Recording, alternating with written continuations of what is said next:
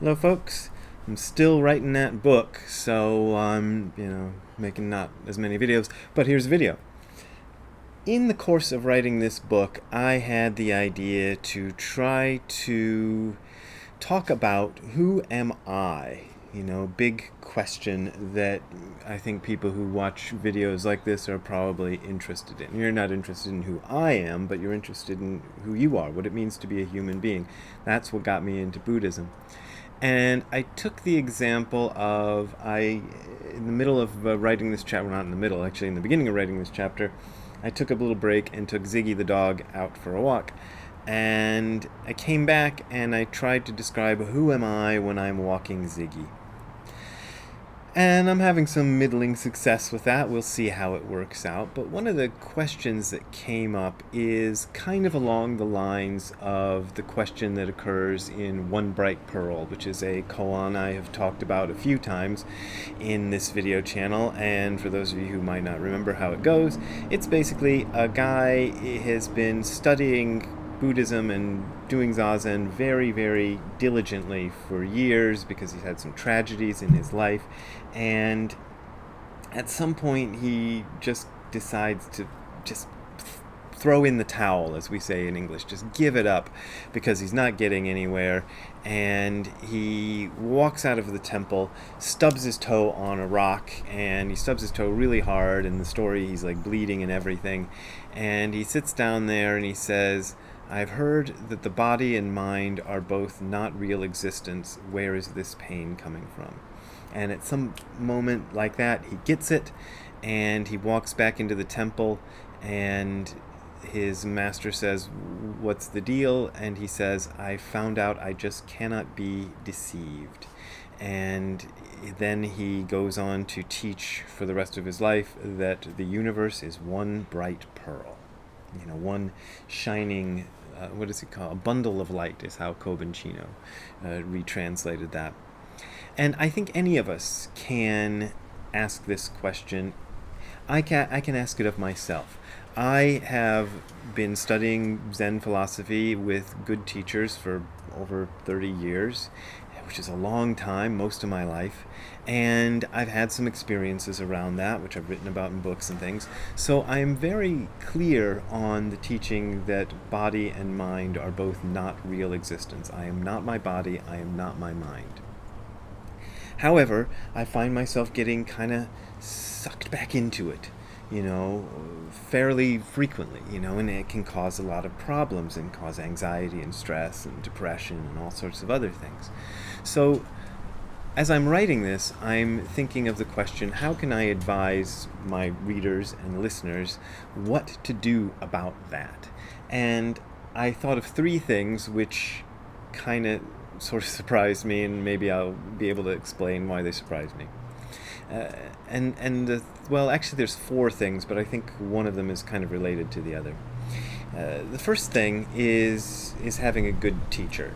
And why this is necessary is one of the great sort of mysteries, but you'll find it in any teacher, including the guy I keep referencing lately, the Nisargadatta Maharaj, because I got into his book.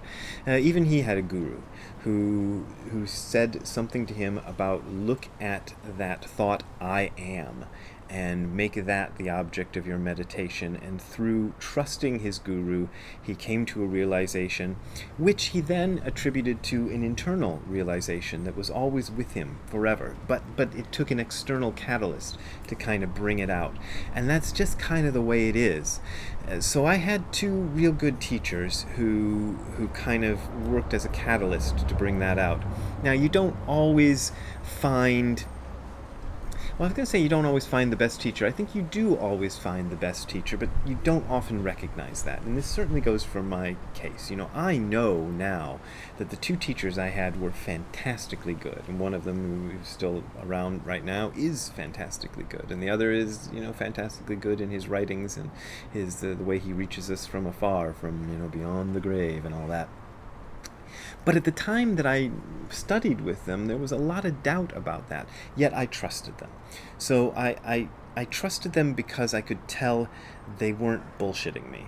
They weren't telling me deliberate lies. They weren't trying to get anything from me. They were just telling me the truth as they understood it, and they obviously had some sort of a grasp on it that I did not. Now, you don't always find somebody who's like the most fantastic guy in the world, knows everything, but you can always find somebody who's a little further along. So that's number one.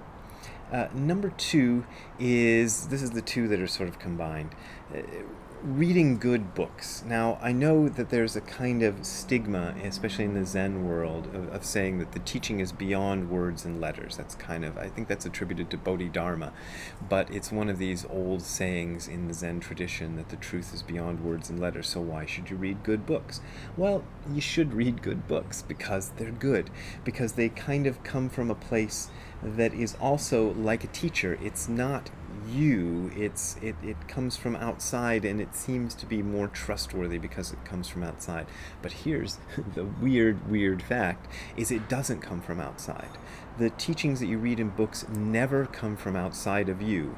They are awakening something that's already there. And in the kind of dream sense, there's a dream of a book, and you look at the book and it awakens something that's already in you. Combine that, and I think these are kind of stuck together, is ethical practice. Being ethical, being a kind person, helping others when you can, avoiding harming people when you can avoid harming them. This is important to your practice because this will make your mind steady and able to receive more of the truth when the truth makes itself known to you.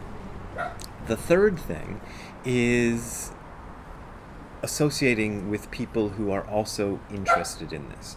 Now, there's Ziggy, he wants to get out of the house. I'll let him out in a little bit. Associating with people who are also interested in this is a fantastically good resource, because most of the people you'll encounter, even here on the internet or wherever, on TV, and most kinds of books, even though I said read good books, there's good books and there's bad books, believe in the conventional way of understanding the world, which is that we each are individuals permanently separated from us, competing against each other, having a personal self which we have to defend and protect, or we have to regret what we've done before or be proud of what we've done before, and it's a poisonous view, and it's all over. It's pervasive. So anytime you turn on a TV, anytime you scroll through the internet, anytime you kind of associate with that sort of energy of people and things, how they are, you're going to encounter that sort of thing. So when you can find people who don't believe in that, who are focused on a different sort of way of understanding life, the universe, and everything, then you should take advantage of that as much as possible. So taking advantage of any association you have with people who have this rather unconventional view of reality, not necessarily everybody who has an unconventional view of reality, because some of them are just wackadoodles, but you can tell the wackadoodles from the non-wackadoodles. Associating with people who are also interested in this, and they don't have to, again, be, fantastic people and everything is all right with them. Sometimes they don't even have to be your friends necessarily. They're just people who are also interested in this, so you can continuously remind yourself that there is another way to look at things and to live your life. And after writing that, after typing this stuff out for my book in the chapter that I was writing, I realized that I just said what you need to do is revere Buddha, Dharma, and Sangha. That's the Buddhist way of putting it. It doesn't necessarily mean that Buddha has to be Gautama Buddha as represented in the canonized scriptures of the Pali Canon, or if you're into the Mahayana stuff, you can read the Mahayana stuff, but it doesn't mean it has to be that. It just has to be a personal connection. Dharma, again, doesn't have to be the canonized scriptures of Buddhism.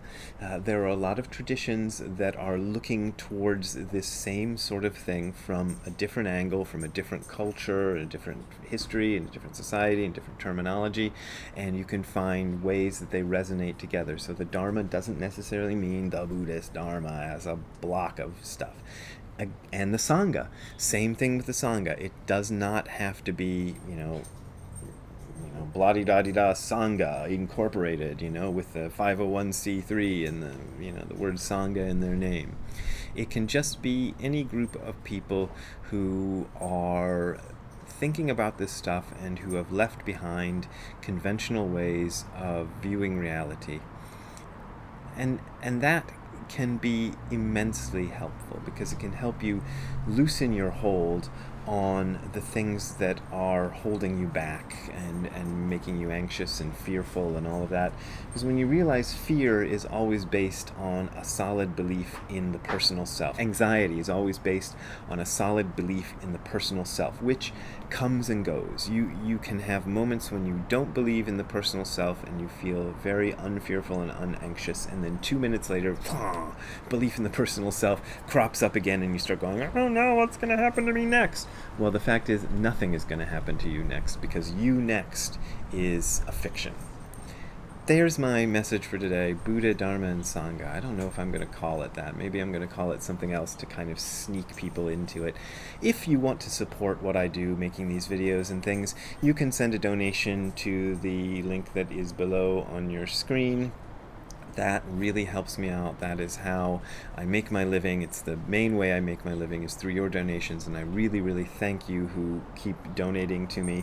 And as I keep saying, if you feel like you can't donate to me because you're having a hard time financially and everything, don't donate to me. That is also all right.